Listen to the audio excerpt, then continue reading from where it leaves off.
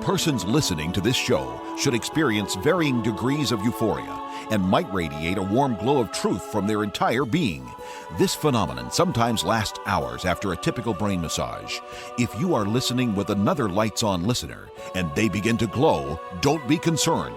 This is a phenomenon normally associated with Pastor Scheidbach's patented brain massage technique and merely means the truth has set them free. The devil beware. Pastor Scheidbach is on the air. Hello, I'm Dr. Jerry Scheidbach, pastor at the Lighthouse Baptist Church in Santa Maria, California, and your brain masseur. Get ready for your brain massage. The battle for America is on. Hey, Joe Kent, Benedict Arnold was a war hero too. Hurt not the oil? Using oil to foil our greatest enemy. Trump's strategy to starve out the dragon. Is this all about isolating China and weakening China? Understand the America First doctrine and the relationship between the USA and Israel. There are two types of leaders, folks, placaters and problem solvers. Thank God we've got a problem solver. Boots on the ground.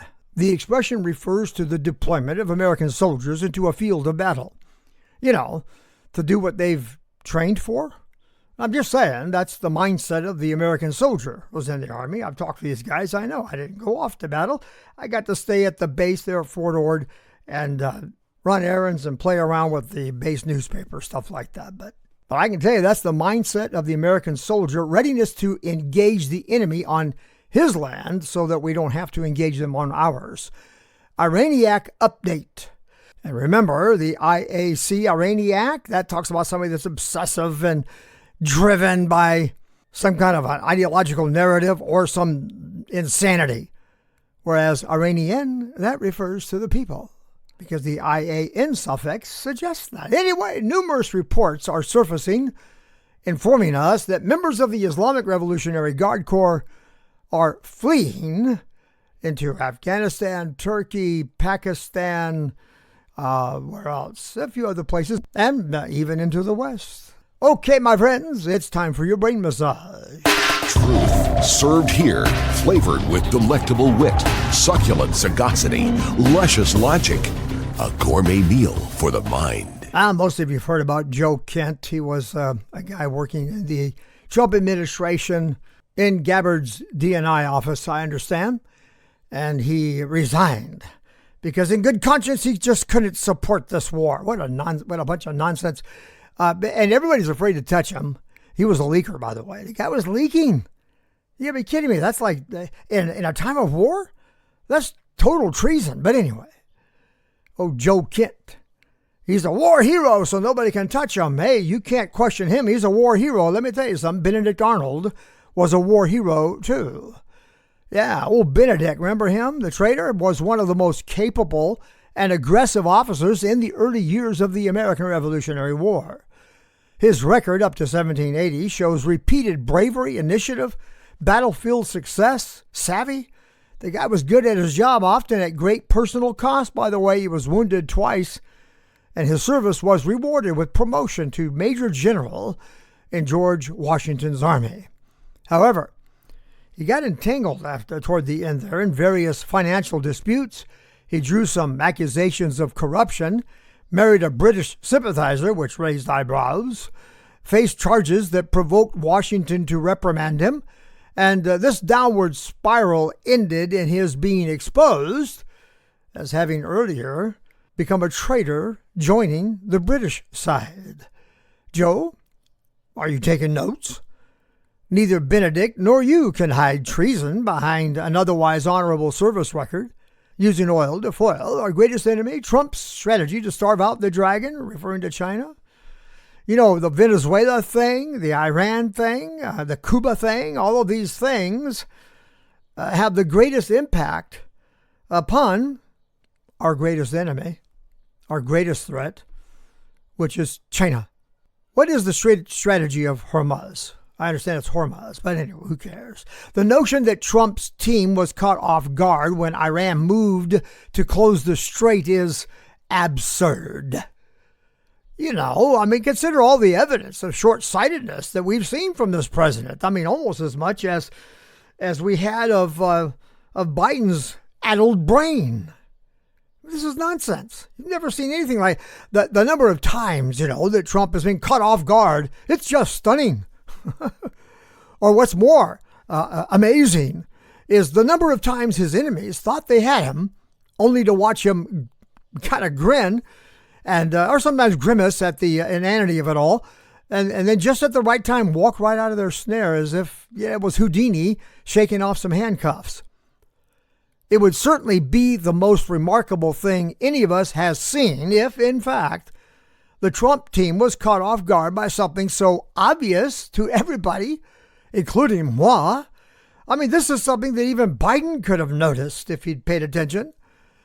Well, here's clarity moments, I mean, you do understand that for Trump to have been unaware of that eventuality and to have failed to plan for it is just flat impossible to believe on its face. But that no one in his entire administration, particularly those military personnel involved in planning this thing, would have thought, those Iranians, well, they might close the strait. I mean, give me a break. It just shows how much TDS is at work in the minds of so many, and it's creeping into the minds of some. A very minor portion of, in fact, 100% of MAGA is still formed. So this stuff percolating out there is not coming from real MAGA. But anyway, the notion that Trump's move to pull NATO into the defense of the strait means we are too weak to handle it alone is likewise absurd. I mean, everything I've seen in this administration tells me he is a careful cost counter. He doesn't engage in anything, much less war, without a thorough accounting of the cost. You understand that some things you can know from nothing more than what you know from what you've watched him do. Let's just go ahead and include, well, in terms of deals and business and whatever, his whole life. The notion that Trump has promised no boots on the ground is false. I'm going to speak to that boots on the ground thing in the next segment. Now, let's look at Trump's oil strategy. The Bible speaks to the dominant role that oil will have in the economy of the world at the time of the end, or leading into the time of the end during the last days. Besant revealed the advanced planning that went on for the possibility that Iran would deploy their favorite hostage weapon, the ability to control passage through the Hormuz Strait. And I've got some F-15 activity out there, I think. It might be an F-35, but in any event, I hope it's not interrupting our time to go, because I got to keep this going. I'm on a time limit here. But anyway, so the administration knew there were millions of barrels of sanctioned oil held offshore as a sort of floating reserve. These could be released. We knew, he said, choking off that's Besant. Wow, it's loud today.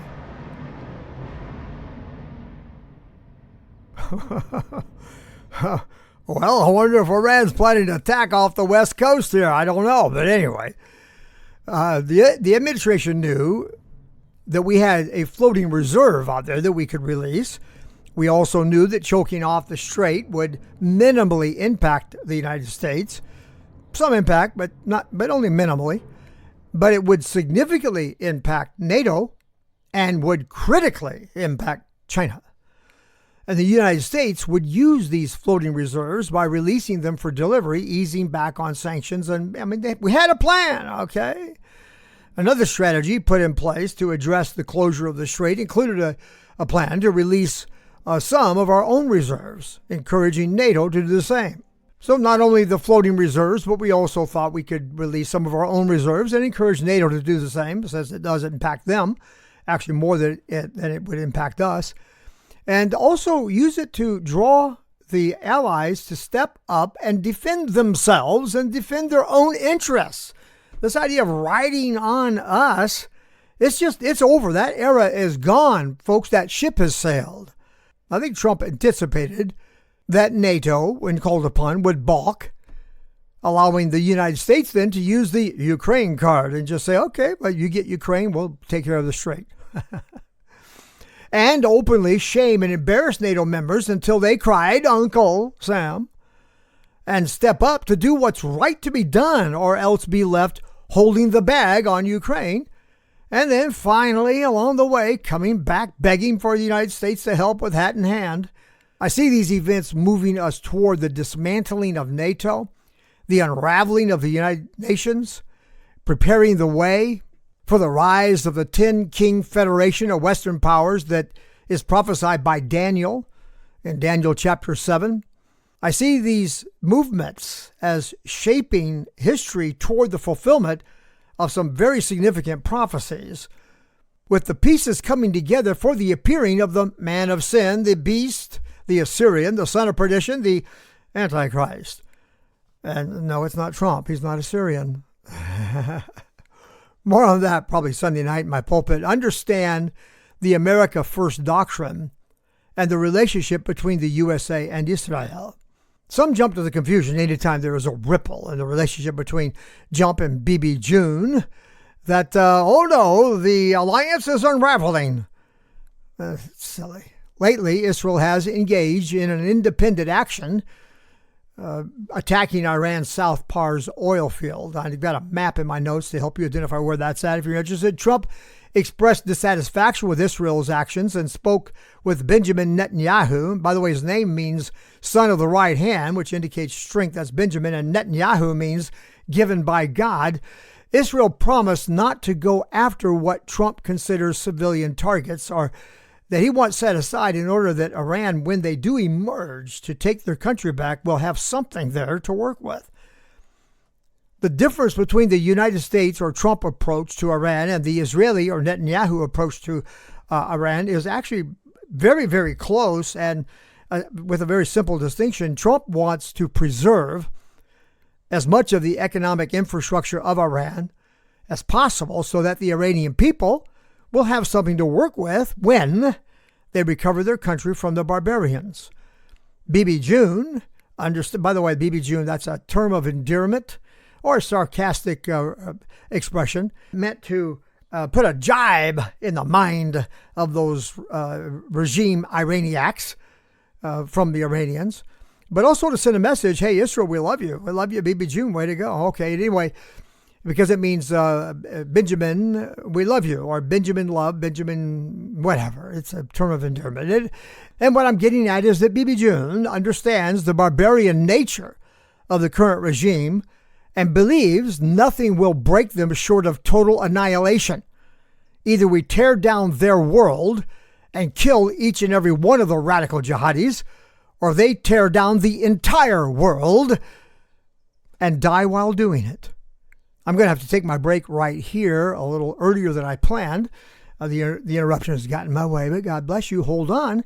When we get back, we'll talk about the Iranian threat that we'll explore a little more deeply, and then we'll get into boots on the ground. I think you'll find it interesting.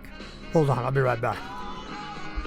I appreciate all of you who join me here on the Brain Massage Show. If you enjoy the show and find it helpful, please consider supporting our effort. For the cost of a cup of coffee a month, you can be a great encouragement and help to our cause.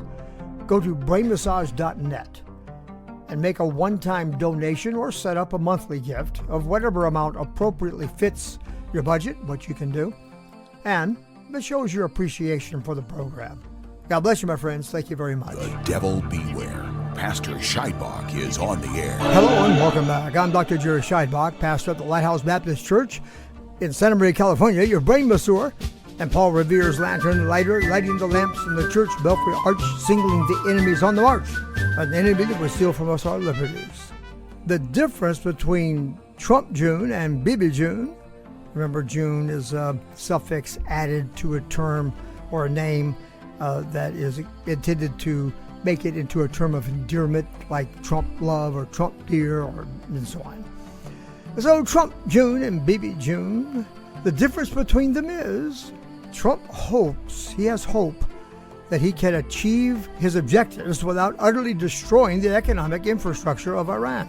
Bibi, on the other hand, believes he knows who these people are.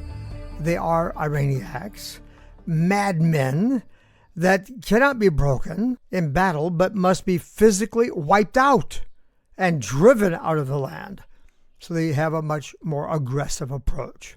The Iranian Operational Command vowed the complete destruction of Gulf energy infrastructure in Israel.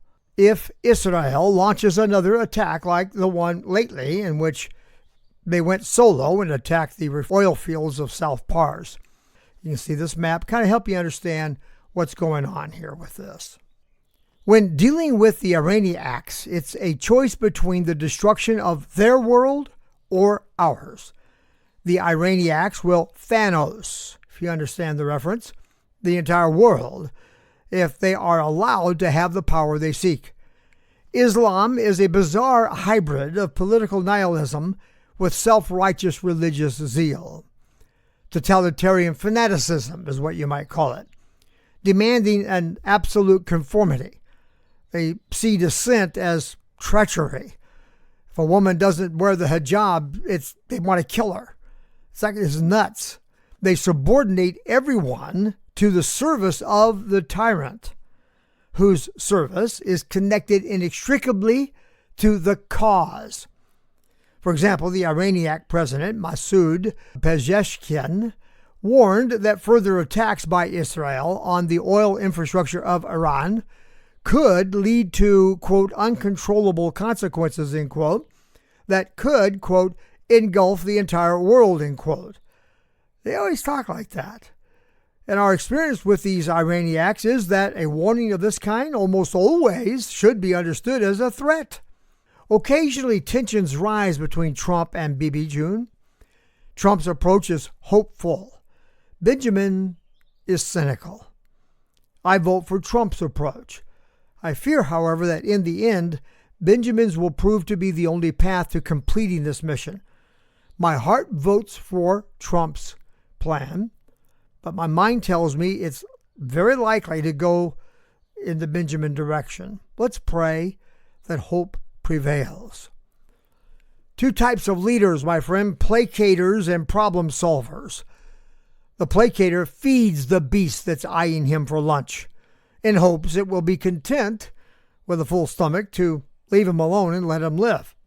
The placater is someone who is committed to immediate safety, who leaves the tab for future generations to pick up. The placater surrenders public freedom and liberty for their own immediate safety and prosperity. They don't act in the interest of their country. They act in the interest of themselves. The worst thing about the placater is that he is typically amoral. His North Star is his own personal comfort and prosperity. The placater pursues self-interest without the restraints of a conscience that's informed by the true and living God. He is a fool who makes a deal with the devil and ignores the universal truth. Nothing's free. It will be payday someday. But these people don't care so long as payday is not during their time, their day. Carter's energy boss is one of these placaters. Asked about the war, he cautions all of us. Quote, I warned the U.S. Energy Secretary and executives, end quote, of the, quote, danger, end quote, of provoking Iran. He warned us this would happen. He looks at the war and says, I really can't say I approve of this. Of course not, he's a placater. This presents another common characteristic of the appeaser, the placater. He insults the intelligence of the man who wants to solve the problem, right? Like we didn't know Iran would act irrationally and do dumb and hurtful stuff. No, didn't see that coming. But what guys like Saad bin Sharida al-Ka'abi, or Ka'abi, what they refuse to face is that those willing to live in fear of the tyrant are what make the tyrant. Feed the tyrant, encourage the tyrant, and so they are responsible for all the evil that the tyrant inflicts upon others. Now, that's a price he's willing to pay. These people are always ready to let the bully collect from you, so long as the bully doesn't collect from him. Or is he something worse?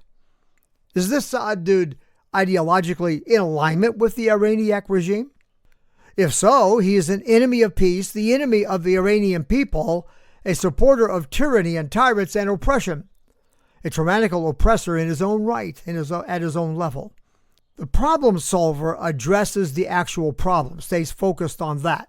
He is sensitive and responsive to moral restraints, the sort that align with the Ten Commandments, expressed in the context of the Beatitudes, where leadership obeys the divine maxim of rulers.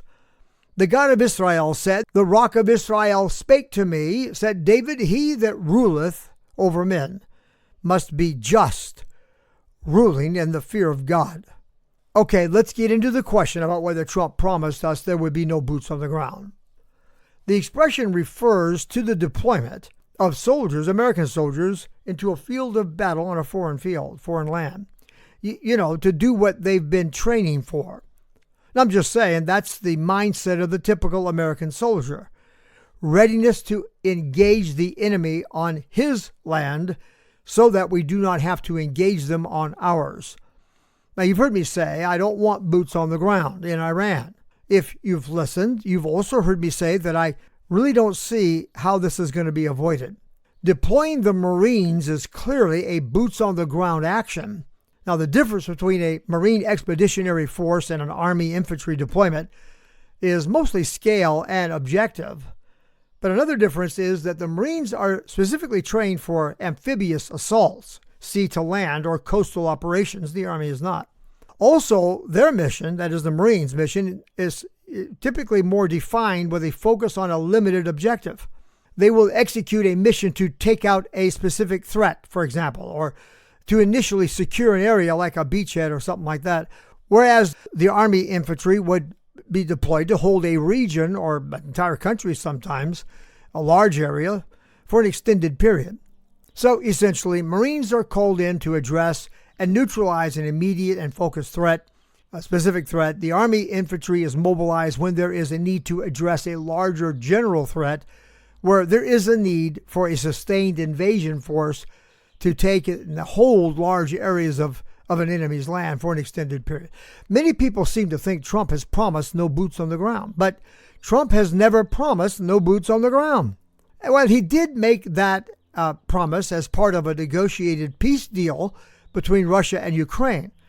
But that's a specific arrangement that he offered for that particular deal.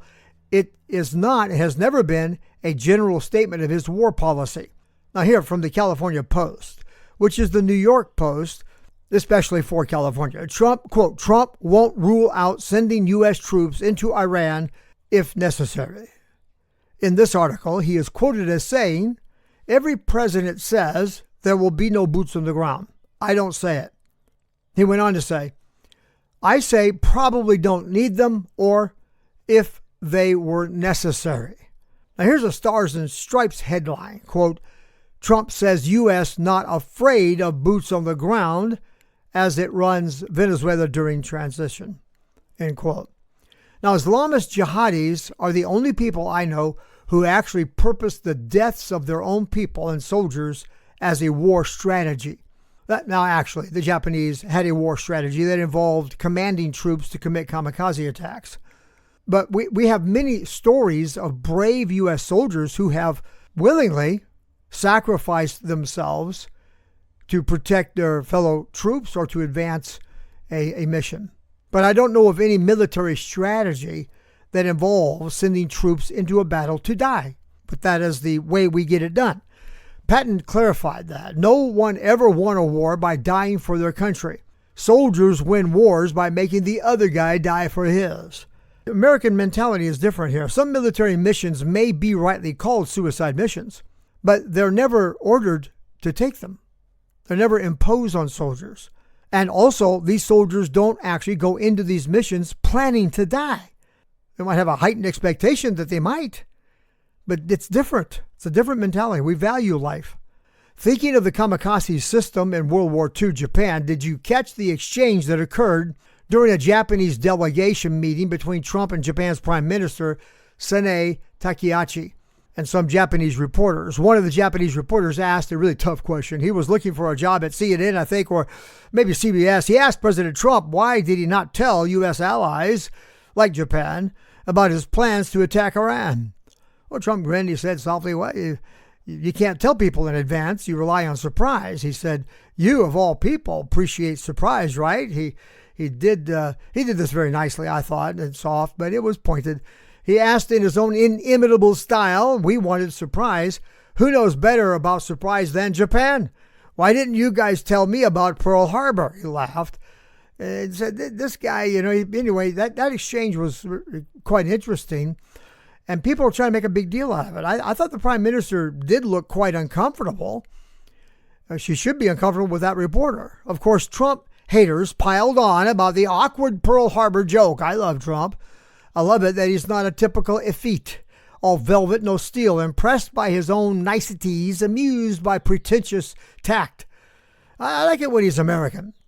And like two gladiators, reminiscing about an old battle, just grins and says, yeah, remember that one? Got you there, didn't I? And the other guy says, yeah, you got me on that one, but I'll get you. This kind of thing, It points up one of the problems we have with diplomacy these days. It works so hard at avoiding hurting someone's feelings, it never gets around to an honest exchange or an effective deal. The guy was out of line. That question in that context would have been better asked by the prime minister and preferably in private.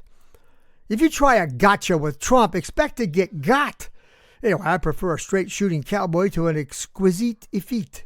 We are getting numerous reports informing us that members of the Islamic Revolutionary Guard Corps are fleeing into Afghanistan, some to Pakistan, others to Turkey, and some are even coming into Western countries.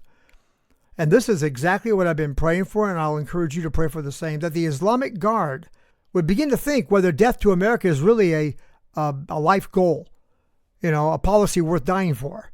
So I'm praying there, Margaret, on a bended knee and in the name of Jesus Christ. Their own natural conscience, I pray, will encourage them to reflect on this whole mess and instruct them that the life God gave them is about more than slogans like death to America or death to Israel, or advancing a cult that wants to control everybody's mind, life, and soul. But tyrants, they're typical. If their own personal safety is threatened, well, they tend to start beating up and killing those appointed to protect them. They turn on their own. And I heard that many of these fleeing are escaping the rage of the tyrannical abuse against them from their own leadership. Let's pray on bended knee in the name of Jesus Christ for the Islamic Revolutionary Guard Corps to collapse, for the Iranian army to side with the people, and for the people to rise up and take their country from these religious fanatical bullies. I've lit the lamps at the Church Belfry Arch. You let me know you see they're on. You can email me from our website, brainmassage.net. God bless you. God bless America. And see you in church. Your next brain massage is scheduled for Saturday at 12 noon and Sunday at 7 a.m.